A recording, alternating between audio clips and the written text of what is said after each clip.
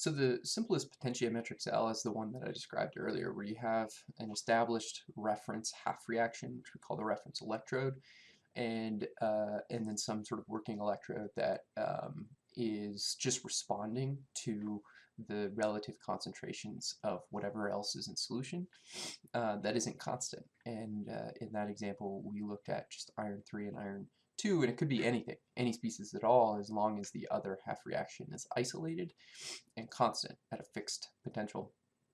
That's the simplest way to design these.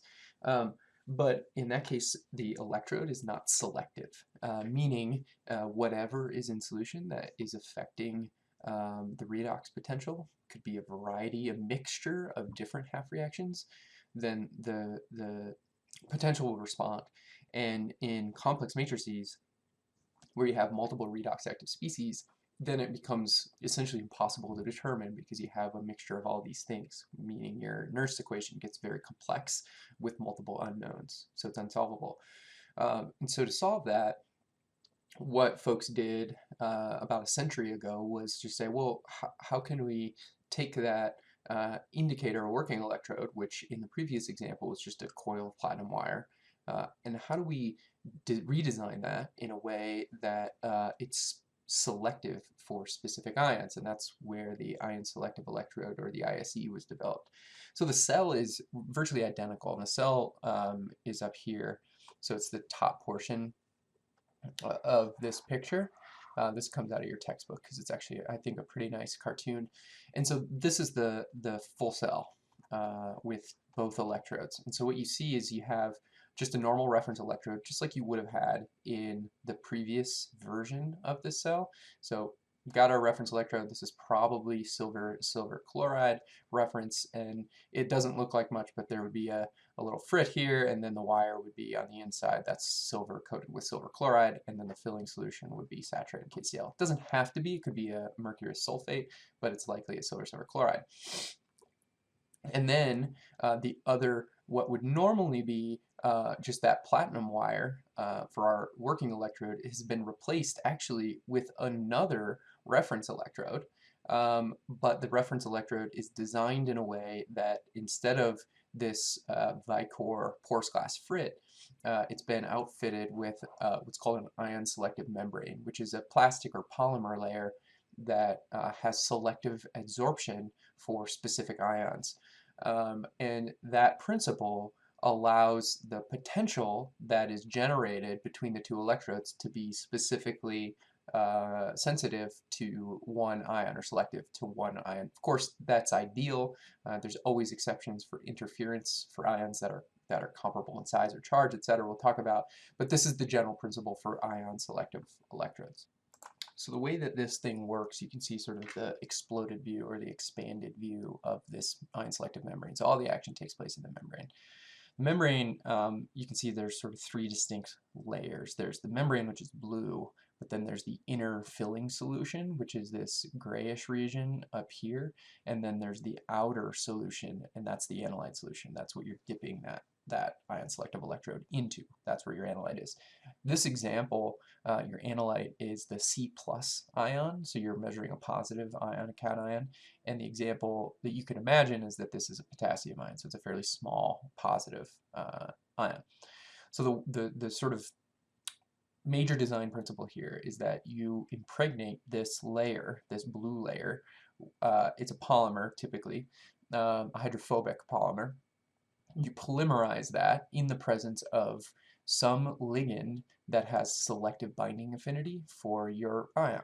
So it seems pretty straightforward, right? In the case of potassium ion, a pretty good ligand, something that has pretty selective binding affinity for just potassium and no other ions. Of course, that's ideal. But largely just potassium is this thing called valinomycin, which is an antibiotic that's actually naturally secreted by microorganisms as this compound here.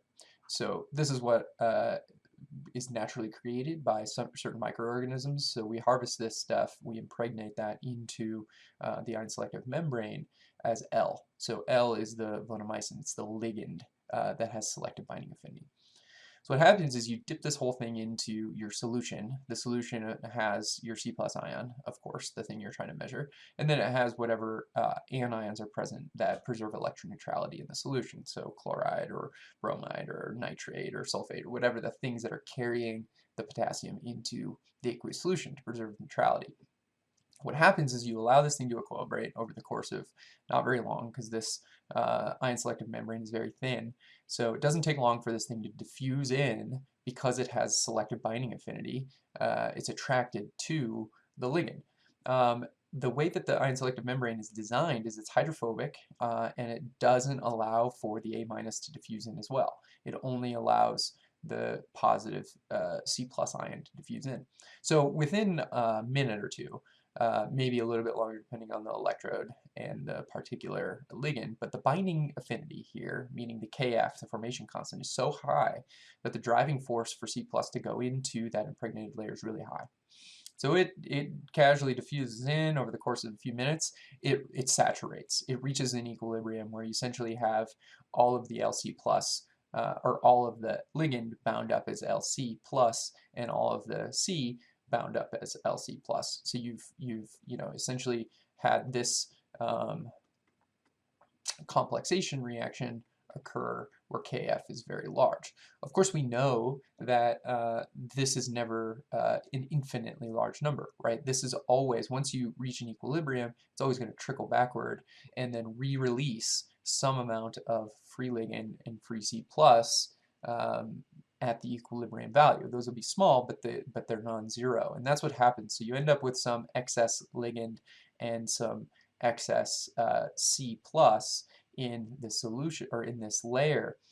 And what happens is that little bit of excess C plus has a driving force to diffuse back out of the solution, because C plus in that case here is bound up by this volinomycin in a hydrophobic layer. If it allows itself to complex with water, then you end up having that delta G of solvation or hydration, however you want to think about it, which is negative and large.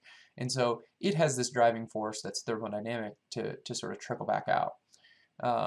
So what happens then is you end up with an excess concentration of C plus on the outside of your, right at the outer surface of the membrane.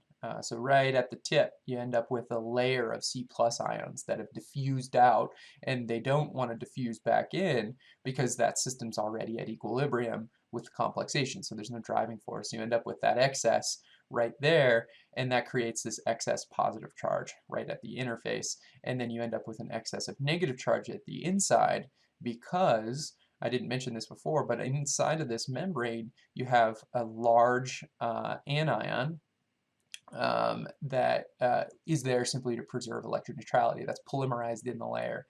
And so at first it's nice and happy because it's balanced when C plus is there, but as C plus diffuses out because of that, that heat solvation with water, you end up with an excess positive charge, and then those R minus molecules, you can see they're big and clunky and hydrophobic because they're soluble in that hydrophobic layer, so they can't diffuse out. So R is stuck in that layer, so you end up with negative charge, positive charge here, and that difference, simply that difference alone, is enough to change the measured potential at the internal reference electrode. And so because you're measuring across two identical reference electrodes, right? You've got two silver-silver chloride electrodes in water, and you're measuring the voltage between them. What would you expect? Well, if the half reactions are identical, we'd expect a value of 0 volts. But what we'll see is that because there's an electrostatic difference between positive and negative ions, even though there's actually nothing, that there's no redox active in this case. There's actually no half reactions that are occurring. It's simply an electrostatic phenomenon that imposes a small change in the electrostatic component of the ISE, which we measure as a voltage. And actually we'll measure, as you'll see, roughly 59 millivolts per decade, what we call decade, or per order of magnitude of whatever the ion concentration is that we're trying to measure in this case, or magnitude of potassium. So every factor of 10 change in potassium, we see a deviation of 59 millivolts from the intended zero. That's how an ISE works. It's not super important that you understand the nuances here. It's a pretty classical trade. Ion selective electrodes were super popular for like the last 80 years. They've been not largely, but starting to be replaced by systems that are solid state in composition that makes them more shelf stable long term. The issue with the construction of these things, they're brilliant and they work really well, but they require this specialty membrane that if you allow it to dry out, it essentially dies. And so you can even see in our analytical lab, we have a beaker full of these things that are just in water all the time. We don't even use them. I've never used them. I've been at the college for 4 years, but we don't want to let them dry out just in the off chance that we might use them. So of course, I had friends in grad school who focus on ISEs, and so a lot of what goes into ISEs is imagining what this polymer layer is going to be, imagining what R might be, and then imagining what that complexing molecule will be, in this case valinomycin, to create a sensor that's selective for specific things. Metal ions are a little bit easier, but there are ion selective electrodes out there that are specific to not just small metal ions, but even small organic molecules that aren't even charged, and those become really powerful. I'm going to show you a video shortly about how this might work for a specific flavor of an ISE. So first let me show you how this is computed. So we essentially have just an expanded form of the Nernst equation where the voltage difference here now is coming from uh, the difference in potential or voltage between the outer solution and the inner solution. That means this excess positive charge here and the negative charge here. That's the source, as I mentioned before, which is a function of that delta G solvation, which comes in from the solvation of the C plus ion with water. And then we have sort of the two Nernst equations for the two components of a cell, the inner being here, and then we have the cell potential coming from the outer and the cell potential coming from the membrane. That's what the activity of M and the activity of that species in O, the outer. It's not important you know this. This all truncates, as I'll show you, into this expression. So this E here is the E cell, so that's the measured cell potential between these two reference electrodes, so that's what you're measuring, and that truncates down to this constant. So all this stuff here essentially truncates down to a measurable constant, which isn't important. We don't even need to know that for most situations for ISEs because it's fixed. It's some value plus our familiar 59 millivolts, 0.05916 over N, the number, or in this case, the actual charge on the ion, because there's no redox activity. So in the case of K plus, then N equals 1. In the case of, say, calcium 2 plus, then N equals 2, etc. Log activity of whatever the species is. In this case, this would be activity of K plus. Of course, we're talking activities, but most of the time we're dealing with concentrations just for practicality. So what that means is what I had mentioned before. So if you've got an ion that you're measuring with an ISE and it's got a positive 1 charge and N is equal to 1 in that case, then what you're seeing is 0.05916 every time the concentration of your species, the activity of your species changes by a factor of 10. So it's similar to what we talked about in the Nernst equation discussion in previous videos or in the Henderson-Hasselbalch equation videos. Every time this thing changes by a factor of 100, or I mean by a factor of 10, then what we see, because that's a log term, that becomes 1 or 2 or 3 for the respective 10, 100,000 times this value. So that'd be 1 times 59 millivolts, 2 times 59 millivolts, 3 times 59 millivolts. And so every time you change by a factor of 10, we get a 59 millivolt change in the cell potential that we measure. So you've all done this before, you just didn't know you were doing it. So let me show you where you did this. Actually, before I show you where you've seen this before, let me give you a little bit more nuanced description of the mechanism of how this junction potential, actually this difference in positive and negative charge at the interface actually manifests as a voltage difference. And so we call that phenomenon a junction potential. Let me zoom in here. This is an animation that comes from your textbook. Junction potentials, and they actually talk about junction potentials as places where you can have error in your measurement, but it's also the mechanism by which an ISE works. So junction potentials are this thing where you have like a briny solution like sodium chloride at an interface with water. The diffusion or the mobility of these ions, sodium and chloride, is not the same. And we may think about them as the same intuitively in terms of diffusion, but they're not. And so what happens is whenever you have an interface in an electrochemical cell, or anywhere actually, is you end up having a region of positive and negative ions that are enriched at the interface simply based on the relative mobilities. And so here I have different mobilities of ions. This becomes immensely important as you think about things as an electrochemist, because really what that means is anytime you put a solid into a solution, doesn't need to be an electrochemical cell, it could be anything, it could be a catalyst, whatever. What you have is an interface in a solution where you have likely a junction potential that forms simply based on the ions that diffuse to the surface. And as those ions diffuse to the surface, the other form of how junction potentials manifest is not simply based on mobilities, but also based on the charge, the implicit charge of the surface here. So as you polarize this surface, say this is 2 electrodes in a cell, and you polarize this thing positive, what happens is all of the negative ions in solution are going to electrostatically or coulombically be attracted to that interface. And what you're going to have if you zoom in is something that looks exactly like this, where you have 1, maybe 2 monolayers of a negative ion. So if this is your surface, you're going to have all of your ions right at the interface, forming 1 layer of negative ions. And then behind that, you'll have, of course, all the positive ions, because this electrode is positively charged. And then as you move further from the electrode surface, everything's normal and electroneutral.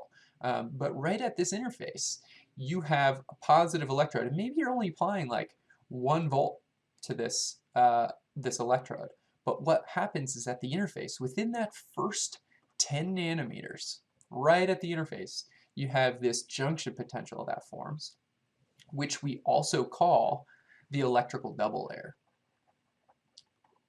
I am particularly interested in the electrical double layer because, and this is sort of a segue, but I think an important one, because it really generates this intuition in your mind that anytime you have a surface, anytime you put a surface in contact with a solution that has chemicals in it, specifically ions, you always form an electrical double layer that has a junction potential.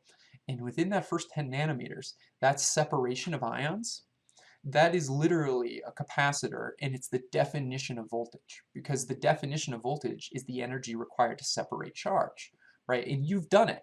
You've separated charge, and there's separate charge at any interface that you put in a solution. Anytime you've got a beaker of water and you put a pencil in there, you have just created a junction potential at the surface of that interface, which you may not think twice about. But I am really interested in that, because in that 10 nanometers, that separation of charge, where you have a layer of only anions and then a layer of only cations, 1, you can modulate that electrical double layer in its shape and form simply by changing its voltage. But 2, if you look and you measure the actual electric field, not the voltage, but the field, which is measured in volts per distance, in this case volts per meter, you can, with an application of maybe 2 to 3 volts in a carefully constructed electrochemical cell, you can create a system where you have an electric field that's roughly 1 billion volts per meter. That's an enormous amount of electrostatic potential being dropped across a tiny little area. What I'm interested in this for is what happens if you've got this neutral molecule hanging out over here. We'll just draw it as a blob. And that diffuses in here, as it will, because of the fact that it's a low concentration.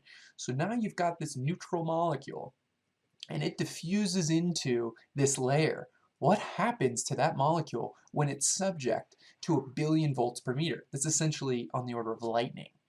Huge, huge, huge, huge electric fields. So let me pause and I'll show you something really quick from my own research. So this is just on my research website because I'm too lazy to pull up actual figures. But what you see here is this project that we're working on called molecular crystallization in the electrical double layer. And so what I'm interested in is this layer, which I've showed you already. We've designed and invented this cell, which allows us to control that layer, that double layer. So we have huge electric fields, and what we're interested in is using those electric fields to control how molecular crystals form, specifically what crystal structure they have. This is super important in a bunch of fields, pharmaceuticals especially, in medicine, because about 90% of all orally consumed drugs, which are the vast majority of drugs that are consumed, actually can exist in more than one crystal form, more than one crystal structure. And so what I have here, you can't really see. Let's see if I can zoom in a little bit. And what I have here are two crystal structures of paracetamol, which is Tylenol. It exists in actually two different crystal forms, the ones that I'm showing you here, and one of them is the one that you consume if you've ever taken Tylenol or paracetamol before. The other one, if we could access it, is actually more soluble in the human body, which means it would be more bioactive to patients. And so what we've shown is that we can take paracetamol inside of our cell in these 1 billion volt per meter electric fields, and we can actually dictate using the electric field. The paracetamol molecule will, its intrinsic dipole will couple or align with that electric field intrinsically, and if we hold it in position for long enough, we lower the barrier to activation for nucleation and crystallization, and we can grow a crystal that's inaccessible by any other means. That may seem like, oh, cool, it's paracetamol. Why this is incredibly important is that there are countless examples of drug manufacturing in the last 40 or 50 years where people have created a drug, brought it through all the way up through phase 3 clinical trials in humans, and they're testing this drug. The really common example of this, or the one that you might have read or heard about before, is this thing called ritonavir, which is an HIV a retroviral that was developed, one of the first HIV drugs back in the 90s. And they had this drug, it was effective on patients. People were really excited about this because HIV was a killer back in the 80s and 90s in the United States and certainly abroad. And so they had this thing, and then all of a sudden one day in the manufacturing plant on the East Coast, outside of Boston, a different crystal structure of that ritonavir drug manifested. Nobody knew how it did. And it was because it was a kinetically stable, not a thermodynamically stable drug. And so once it formed, it served as a seed layer, essentially a template to pattern all future forms of ritonavir, the molecule, as it crystallized. The problem was this new crystal structure was not soluble in people. And so it was rendered completely ineffective and non-bioactive in patients. And so they panicked, of course. It took them almost $1 billion to get to that point, which is the average cost per drug to bring to market. So they had massive amount of money invested, and they were so close. And all of a sudden they had this other crystal form, and they had no idea how to get back to the original thermodynamic form. And so what they did was they said, after trying everything, and the chemists and the physicists had no idea what to do, they just created a whole new plant in Chicago, 2,000 miles away, and they just had a clean room, everything was clean, and they said, okay, we'll just start growing the crystals again anew. And what happened is they were doing fine, they were growing these crystals at small pilot scales, and when they went to scale up, somebody brought some trace amount of the Form 2 compound into that clean room facility, and even this speck of dust was able to find its way into the reactors, and that was enough to then re-template out all of the second layer. The company eventually collapsed. They lost the entire $1 billion, they lost the drug, everything. That drug was plagued from the beginning. So having the capacity to use a junction potential or an electrical double layer to predictively control how a molecule is going to orient in space and then use that to control how it will nucleate and crystallize is why junction potentials are really, really important and why I'm particularly really interested. So these junction potentials, in this case, we can use them for sensing to make these ion selective electrodes, but I wanted to give you another flavor for the importance of that interface, why interfaces are so, so important. Of course, they end up having, in this case, a voltage difference simply because of the different mobilities in this case, but they also can have voltage difference simply because of the absorption of specific layers of ions within that first layer. So let me show you how and where you've used an ion selective electrode.